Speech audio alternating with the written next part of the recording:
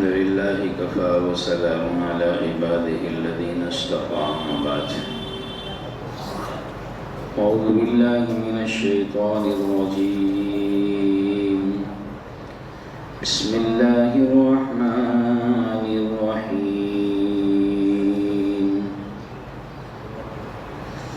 إنا أنزلناه في ليلة القدر وما أدراك ما ليلة القدر ليلة القدر خير من ألف شهر تنزل الملائكة والروح فيها بإذن ربهم من كل أمر سلام هي حتى مطلع الفجر صدق الله العظيم.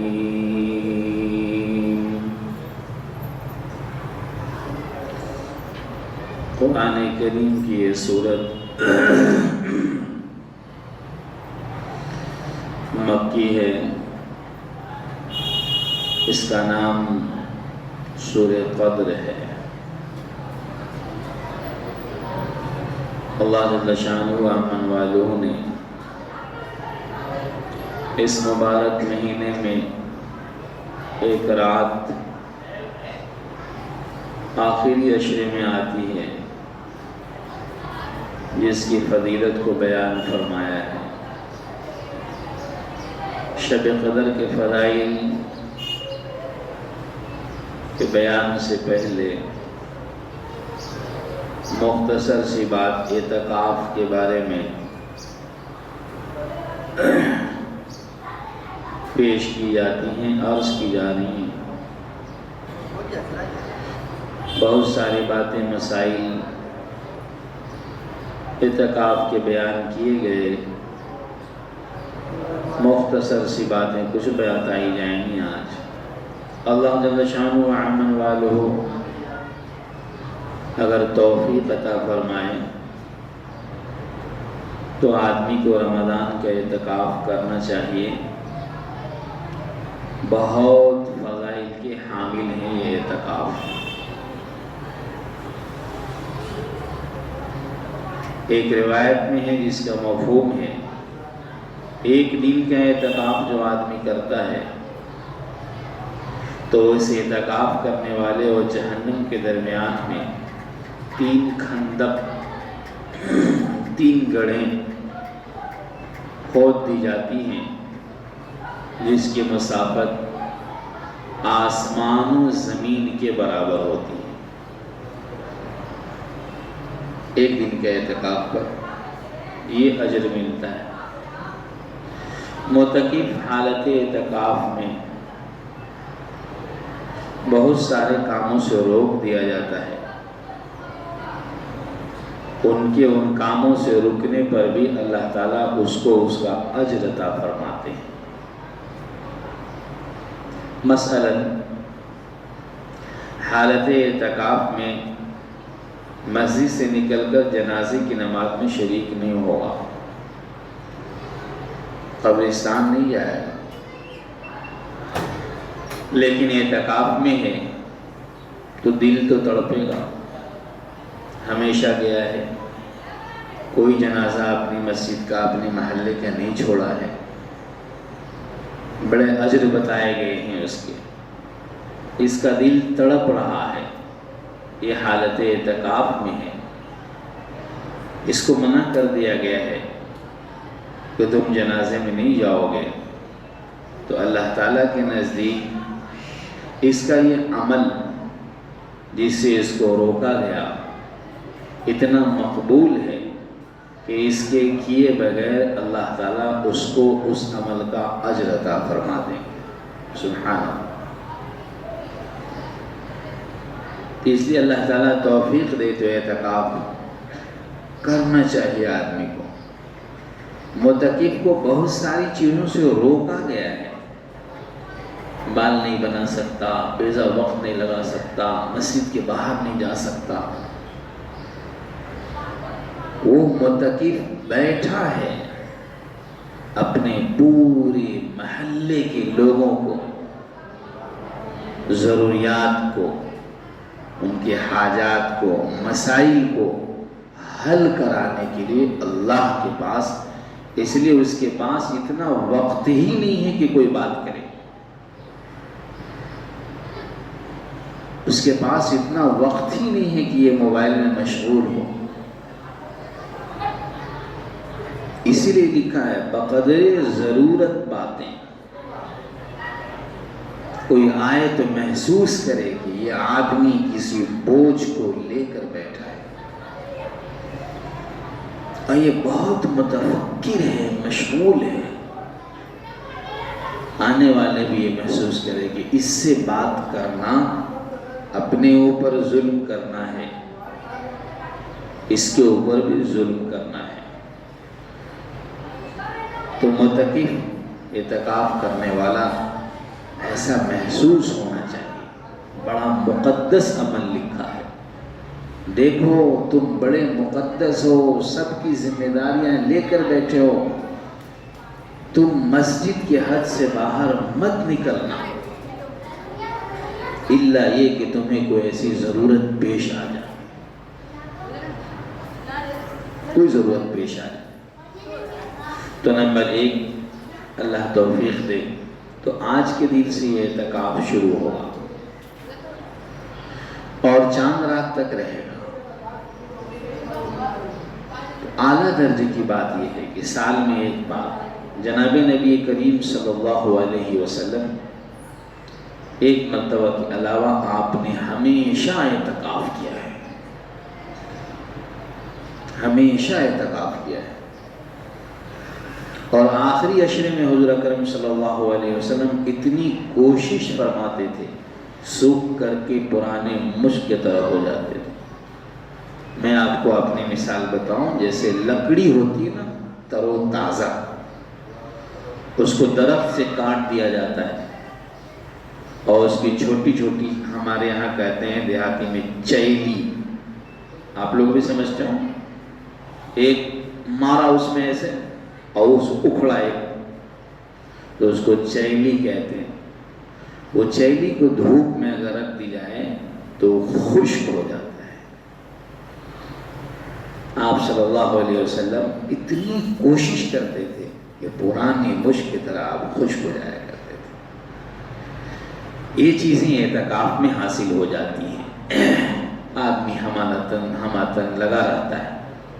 تو اللہ رب العالمین توفیق عطا فرمائے تو ضرور اس کا اعتکاف فرمائیے۔ مسجد حرام، مسجد نبوی اور اپنی مسجد، یہ اعتکاف کی جگہ۔ اللہ توفیق عطا فرمائے، اس سال تو نہیں جا پائیں، آئندہ سال مسجد حرام کے اعتکاف کیجیے، نیت کر لیجیے نا، اللہ کرتے ہیں۔ ایک ایسے آدمی کا میرے پاس فون آیا عمرہ کے بارے میں، کہ جس کے بارے میں سوچا ہی نہیں جا سکتا کہ یہ بیچارہ جائے گا، لیکن اس کی نیت تھی، اس کی نیت تھی۔ تو انہوں نے مجھے رمضان سے پہلے فون کیا، مولانا کوئی ٹور ٹریولز والا ہے، مجھے عمرے میں جانا ہے۔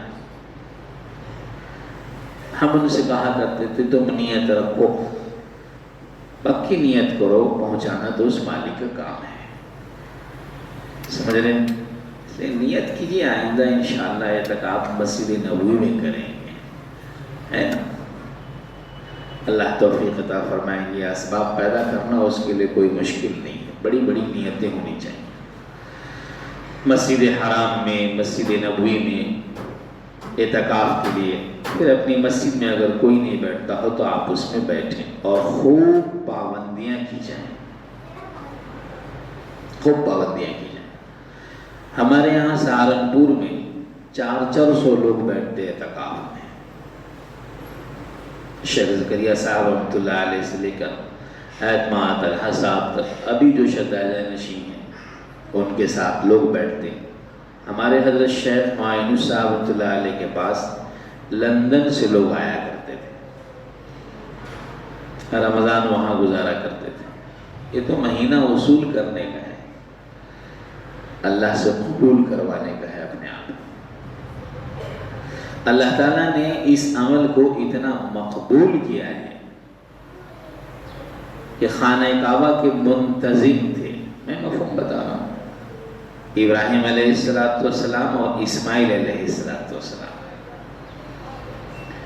تو ان دونوں حضرات کو جو خانہ کعبہ کے منتظم تھے، ان کو کہا گیا تھا مسجد حرام کے بارے میں کہ ان کی صفائی کا خیال کیجیے گا، جو لوگ طواف کرنے آئیں گے ان کے لیے، اور دوسرا جو اعتکاف کریں گے ان کے لیے۔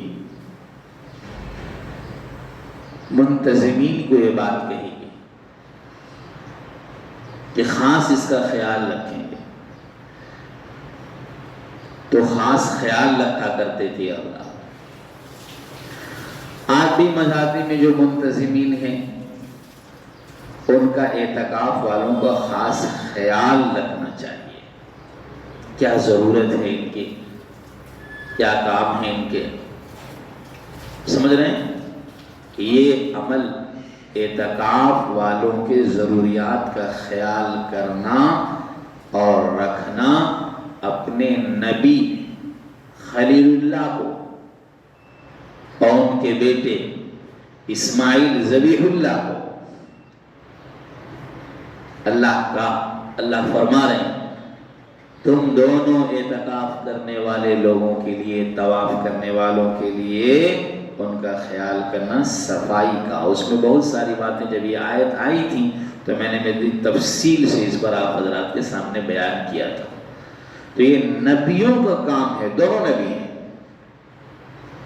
ابا بھی نبی ہیں اور بیٹے بھی نبی ہیں۔ تو اس لیے جہاں کہیں موقع ایسے آپ کو ملتا ہے، میسر ہو جاتا ہے کہ ہم اعتکاف والوں کی کچھ خدمت کر سکتے ہیں، اعتکاف والوں کا کچھ کام آ سکتے ہیں، اعتکاف والوں کا کچھ انتظام کر سکتے ہیں، تو آپ کر بسیے۔ سہارنپور میں 400 لوگ اعتکاف میں رہتے تھے، ایک آدمی، چونکہ وہاں اجتماعی دور دور سے لوگ آتے تھے تو کھانا آنے کا تو مسئلہ تھا ہی۔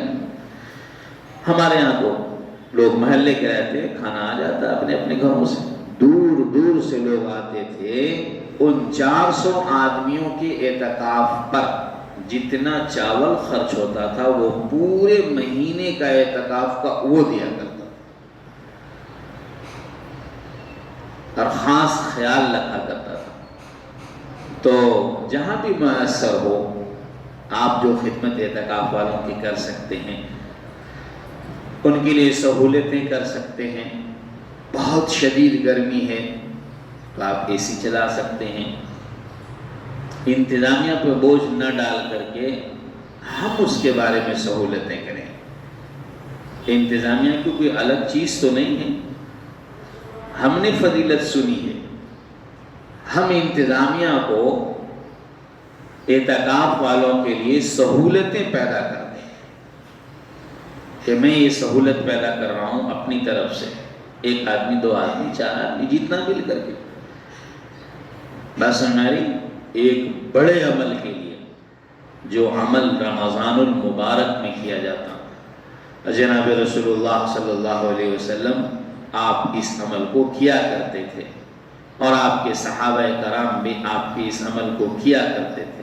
تو اس کی کوشش کرنی چاہیے، وہ اعتکاف آج سے شروع ہوگا۔ دوسری بات، قرآن کریم جو تلاوت کی گئی، ہم سب واقف ہیں اس بات سے کہ شب قدر آخری عشرہ میں ہوتا ہے،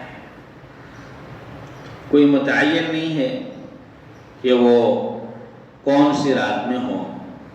ہر رات کوشش کرنی چاہیے آدمی کو شب قدر کی۔ جناب رسول اللہ صلی اللہ علیہ وسلم سے پہلے جو امتیں گزری ہیں اور جو لوگ آئے ہیں ان کی عمریں بہت زیادہ تھیں۔ ایک بار سرکار دو عالم صلی اللہ علیہ وسلم نے ایک مجاہد کے بارے میں بیان فرمایا کہ پچھلی امت میں ایک مجاہد تھا جو 1000 مہینے تک جہاد کرتا رہا. تو اب سن کر صحابہ کو تعجب ہوا، اتنا. اس پر اللہ تعالیٰ نے شب قدر عطا فرمائی کہ جو اس ایک رات میں جاگے گا اور جس کو ایک رات میسر ہو گئی تو یہ 1000 مہینے سے بھی بہتر ہوگا. علماء نے لکھا ہے 1000 مہینے خیر من 1000 شہر، یہ کہا گیا خیر من 1000 شہر، 1000 مہینے سے بہتر. یہ گھڑی جو ہے نا آپ کی، اس سے بھی بہتر تھی وہ. اب 1000 مہینے سے آگے نکل گیا. علماء نے لکھا ہے اس کی وسعت کتنی جائے گی وہ بہتری اللہ ہی کو معلوم ہے. تو ایک بار رسول کریم صلی اللہ علیہ وسلم نے فرمایا ایک مجاہد کے بارے میں، رات بھر قیام کرتا ہے اور صبح ہوتے ہی جہاد کو نکل جاتا ہے. 1000 مہینے تک ایسا ہی کرتا رہا. اب صحابہ کرام کو بھی بعض جگہوں پر آپ صلی اللہ علیہ وسلم کو یہ قلق ہوا کہ میری امت کا کیا ہوگا. یہ تو 60 سال 70 سال اور اب تو 50-55 میں بھی آدمی کرسی پہ نماز پڑھنا شروع کر رہا. سارا اس گروپ ڈھیلا ہو رہا، کمپنی کا مال ہی کمزور لگ رہا. 60 سال 70 سال میں بھئی تم کو اگر کوئی ایسی بات نہ ہو تو آگے آ جاؤ. جن کو تکلیف ہے وہ ٹیک لگا کر بیٹھیں یا کرسیوں پر بیٹھیں. تو 60 سال 70 سال میں میری امت چلی جائے گی. اور 90 سال کسی کا ہو جائے نا تو لگاتار بولیے گا تو وہ سن نہیں پاتے ہیں. کیا بولیں تو ٹھہر کے بولنا پڑتا ہے ان کے سامنے. حضور کو بھی قلق ہوا کیا ہوگا. تو اللہ تعالیٰ نے یہ خاص رات امت محمدیہ کو اللہ رب العالمین نے عطا فرمائی. تو اس لیے آدمی کو اس بات کی کوشش کرنی چاہیے کہ یہ رات کا حصہ ہم سے ضائع نہ ہو. اور اللہ توفیق عطا فرمائے تو آپ آخری عشرہ کی راتوں کو تراویح پڑھ لیجئے، کھانا کھا لیجئے، تھوڑا سا آرام کرنا چاہتا ہے کر لیجئے، پھر اٹھ کر کے اللہ سے مانگتے رہیے. کیا پتا آج کی رات ہی شب قدر کی رات ہو جس میں ہمارا بیڑا پار ہو جائے. یہ سورت کا جو نام رکھا ہے نا قدر، سورہ قدر 2 وجہوں سے رکھا گیا ہے. ایک تو یہ کہ یہ عظمت والی رات ہے، قدر والی رات ہے. دوسرا یہ لکھا ہے مفسرین نے اس پر، جس بندے کی اس رات سے پہلے کوئی قدر نہیں ہوتی، اللہ کے نزدیک گناہوں میں لت پت ہے، اللہ سے غافل ہے، آج کی رات شب قدر کی مل گئی اور اس نے ہاتھ اٹھایا اور 2 آنسو کے قطرے ٹپکائے تو یہ اللہ کا ولی بن گیا. 83 سال کی عبادت کا ثواب اس کے نامہ اعمال میں لکھ گیا اور یہ مقبول ہو گیا. جو ناقدر تھا اس رات میں عبادت کر کے اللہ کے ہاں قدردان بن گیا. اس لیے حضور اکرم صلی اللہ علیہ وسلم نے بڑی تاکید فرمائی ہے، تلاش کرو.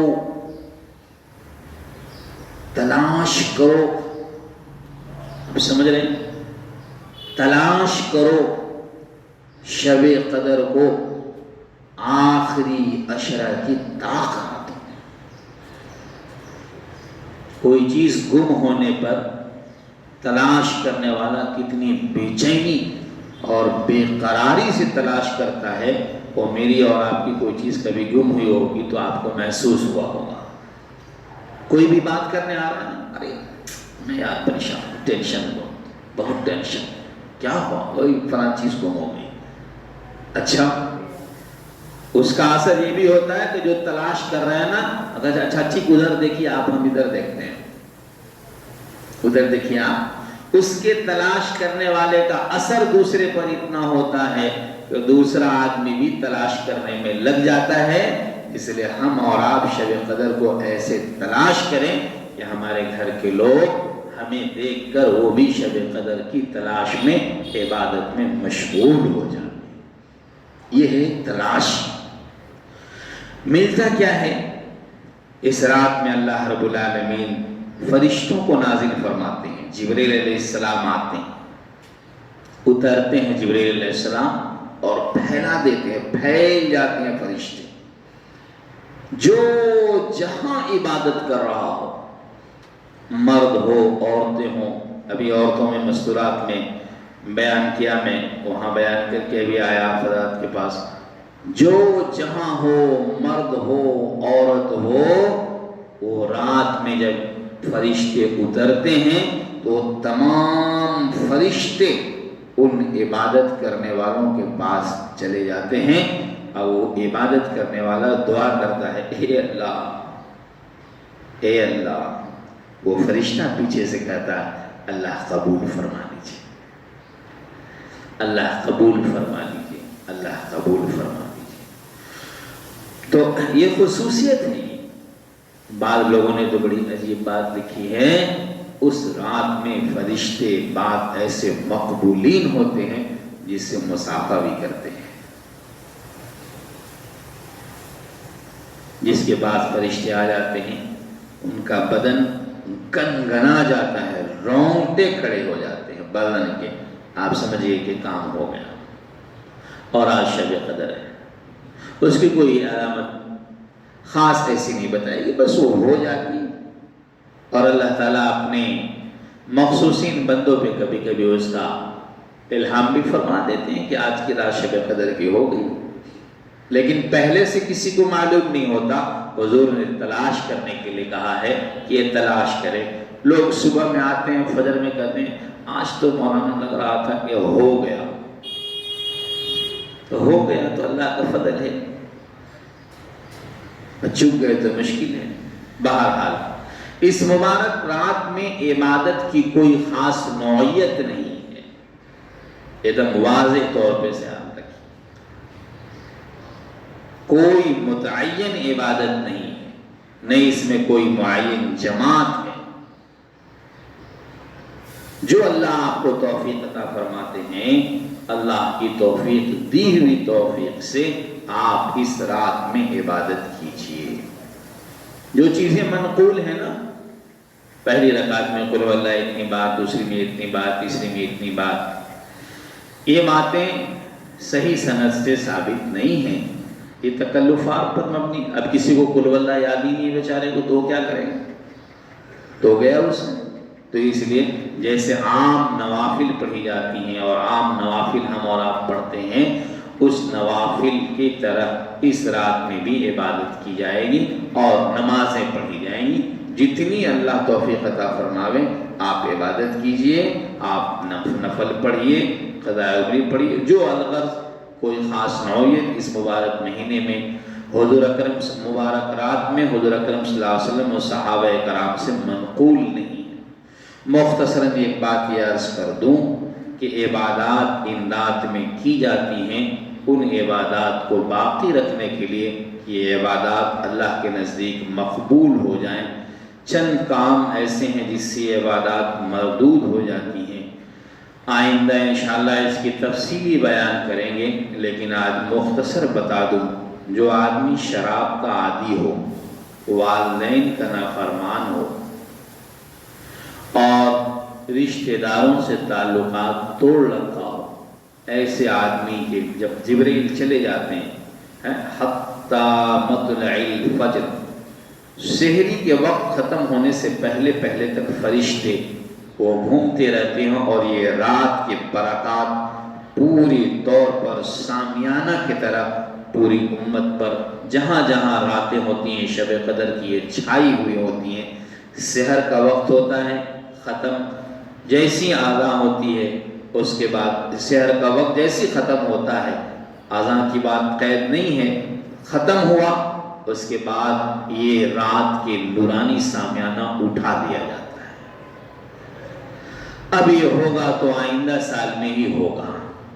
جبریل علیہ السلام پوچھتے ہیں تو ان پہ یہ بات کہی جاتی ہے، ان کے علاوہ سب کی مغفرت کر دی گئی، اس لیے میرے بھائیوں، دوستوں، بزرگوں، کسی سے کچھ ایسی بات ہو گئی ہو آپسی تو اس سے معافی مانگ لیں، نہیں تو یہ رات پوری رات عبادت کیا اور ان عبادت پر آپ ان چیزوں کے ساتھ ملوث رہے تو پھر ہماری عبادت اللہ کے نزدیک مقبول نہیں ہوگی۔ اللہ رب العالمین ہمیں اور آپ کو اس رات کی قدردانی کی توفیق عطا فرمائے اور اللہ تعالیٰ اس کو وصول کرنے کی توفیق عطا فرمائے۔ اِنَّا أَنزَلْنَاهُ فِي لَيْلَةِ الْقَدْرِ، بے شک ہم نے قرآن پاک کو نازل کیا ہے لیلۃ القدر میں، شب قدر میں۔ آپ کو معلوم ہے کہ لیلۃ القدر کیا ہے؟ لیلۃ القدر کی رات، اس کی رات خیر من الف شہر، 1000 مہینے سے بھی بہتر ہے۔ میں مطلب خیز ترجمہ کر رہا ہوں۔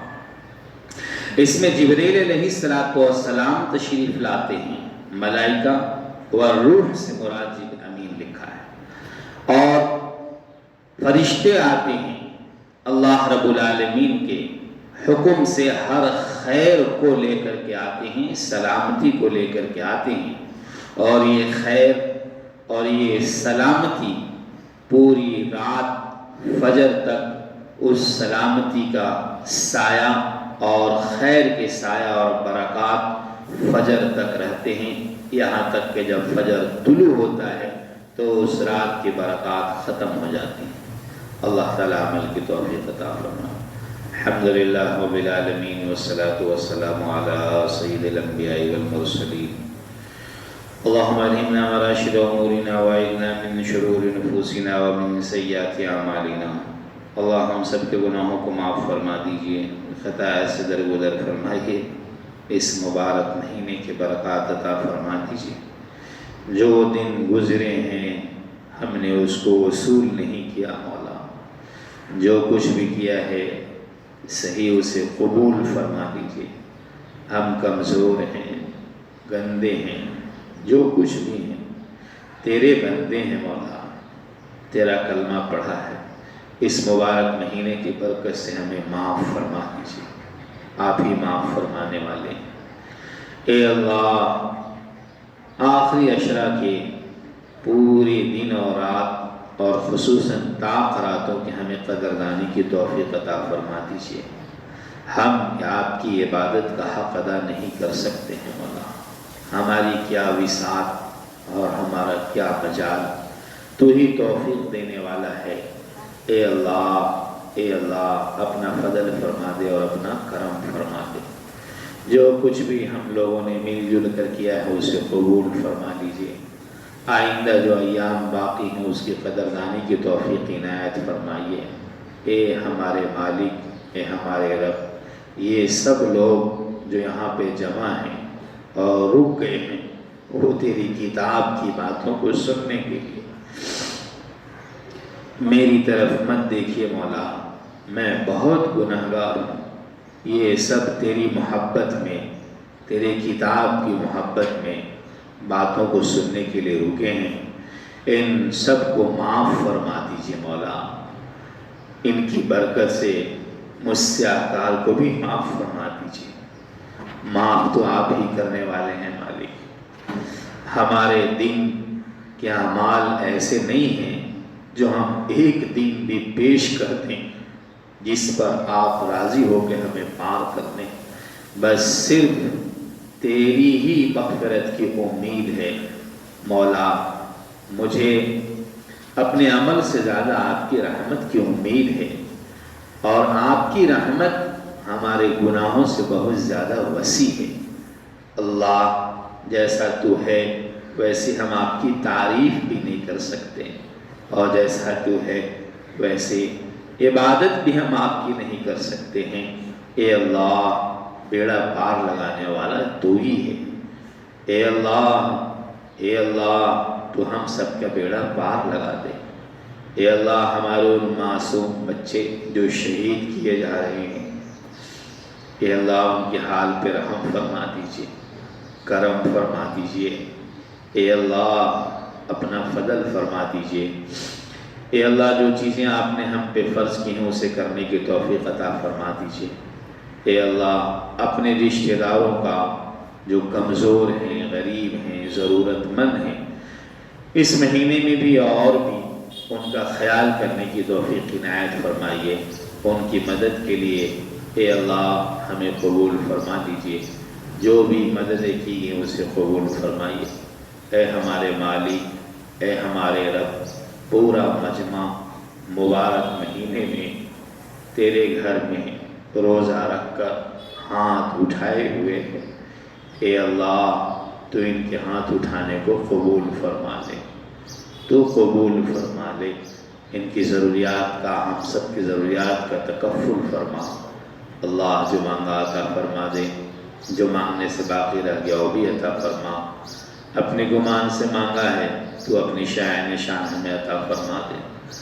ربنا تقبل منا انك انت السميع العليم وتب علينا انك انت التواب الرحيم وصلى الله على النبي الأمي وعلى آله وأصحابه وأهل بيته أجمعين آمين۔